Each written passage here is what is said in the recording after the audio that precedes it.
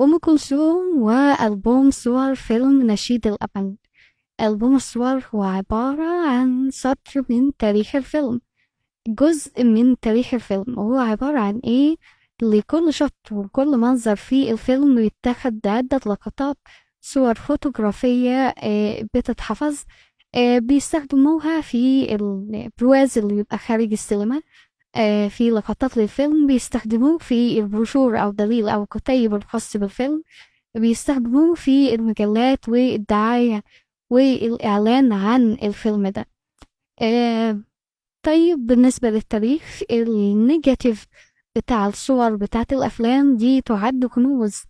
آه احنا حصلنا عليها منين؟ من كنوز الأستاذ الكبير مكرم سلامة. خدنا جزء من هذه الكنوز.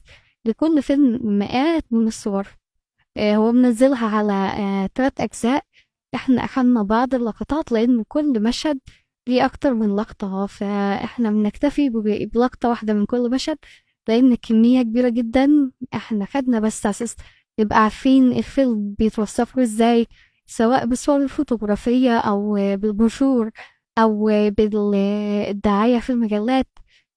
ده سطر من سطور التاريخ لفيلم نشيد الأمل. أرجو إن هو يكون نال إعجابكم. كده خلص الكلام، بس تابعوا الألبوم للآخر يا سادة يا كرام. سلام.